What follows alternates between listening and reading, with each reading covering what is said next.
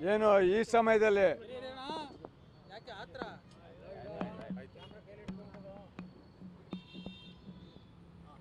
ಏನು ಭೀಕರ ಬರಗಾಲ ಬಂದಿರುವಂಥ ಸಮಯದಲ್ಲಿ ಏನು ಈಗ ಸಲಹಾ ಸಮಿತಿ ಕಾವೇರಿ ಪ್ರಾಧಿಕಾರ ಏನು ಆದೇಶ ನೀಡಿದೆ 12,000 ಕ್ಯೂಸೆಸ್ ನೀರನ್ನು ಕಾವೇರಿ ನದಿಯಿಂದ ಪ್ರತಿನಿತ್ಯ ಬಿಡಬೇಕು ಅಂತ ಆದೇಶ ಮಾಡಿರೋದು ನಿಜವಾಗ್ಲೂ ಖಂಡನೀಯ.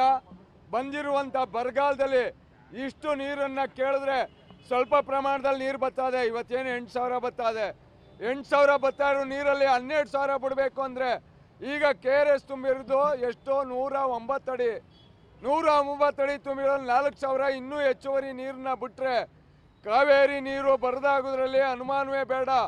ದಿನ 1 TMC 1.2 TMC ನೀರು ಹೋದರೆ ನಮಗೆ ವ್ಯವಸಾಯಕ್ಕೆ ಯಾವುದೇ ಕಾರಣಕ್ಕೂ ನೀರು ಇರೋದಿಲ್ಲ.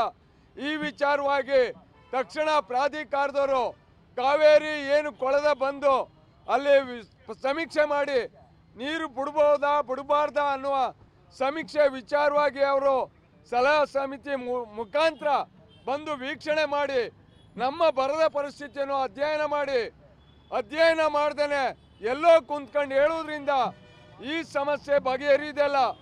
ತಕ್ಷಣ ಈ ಸಮಸ್ಯೆ ಬಗೆಹರಿಬೇಕು ಅಂದರೆ ಅವರು ಬಂದು ಸಲಹಾ ಸಮಿತಿಯರು ಈ ಕಾವೇರಿ ಕೊಳದಲ್ಲಿ ಸಮೀಕ್ಷೆ ಮಾಡಬೇಕು. ಸರ್ಕಾರ ಯಾವುದೇ ಕಾರಣಕ್ಕೂ ಖಡಕ್ಕಾಗಿ ಎಚ್ಚರಿಕೆ ಕೊಟ್ಟು ನಾವು ನೀರನ್ನ ಬಿಡಲೇಬಾರ್ದು ಅಂತ ಸರ್ವಪಕ್ಷ ಸದಸ್ಯರು ಸಭೆ ಸೇರಿ ತೀರ್ಮಾನ ತಗೊಳ್ಳೇಬೇಕು. ತೀರ್ಮಾನ ತಗೊಳ್ಳಿಲ್ಲ ಅಂದರೆ ನಮಗೆ ಮರಣ ಶಾಸನ ಬರ್ದಂಗಾಗುತ್ತೆ. ಸರ್ಕಾರ ದಯವಿಟ್ಟು ಇದ್ರ ಬಗ್ಗೆ ತೀರ್ಮಾನ ತಗೊಳ್ಳೇಬೇಕು ಅಂತ ಈ ಮೂಲಕ ನಾವು ಸರ್ಕಾರಕ್ಕೆ ಆದೇಶ ಮಾಡ್ತೇವೆ. ಮುಖ್ಯಮಂತ್ರಿಗಳು ಜಲಸಂಪನ್ಮೂಲ ಸಚಿವರು ಕಾವೇರಿ ಕೊಳದ ಈ ಭಾಗದಲ್ಲಿ ನೀರಿಲ್ಲ. ಇವಾಗ ಏನೋ ಜೂನ್ ಜುಲೈನಲ್ಲಿ ಆಗಬೇಕಾದಂಥ ಮಳೆ ಆಗಸ್ಟ್ ತಿಂಗಳಲ್ಲಿ ಪ್ರಕೃತಿ ಒಂದು ಸ್ವಲ್ಪ ಪರವಾಗಿ ವಾಲತ್ತು ಅಂತೇಳಿ ನೀರು ಬಂದಿರೋದು. ಕುಡಿಲಿಕ್ಕೂ ನೀರು ಇರೋದಿಲ್ಲ ಅಂತ ನಾವು ತಿಳ್ಕೊಂಡಿದ್ದೋ. ಆದರೆ ರಾಜ್ಯ ಸರ್ಕಾರ ಕಟ್ಟುನಿಟ್ಟಿನ ಕ್ರಮವನ್ನು ಜರುಗಿಸಬೇಕು.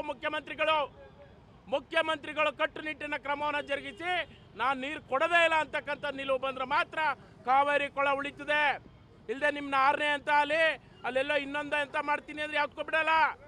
ದಯಮಾಡಿ ರೈತರು ಬೆಳೆಗಳು ಒಡ್ಡಿದ್ದಾರೆ, ಕೋಟ್ಯಾಂತರ ರೂಪಾಯಿ ಬೆಳೆಗೆ ಬಂಡವಾಳ ಹಾಕಿದ್ದಾರೆ. ಆ ಬೆಳೆಯನ್ನು ಉಳಿಸ್ಕೋಬೇಕಾದಂಥ ಪರಿಸ್ಥಿತಿ ಎಲ್ಲರ ಜವಾಬ್ದಾರಿ ಇದೆ.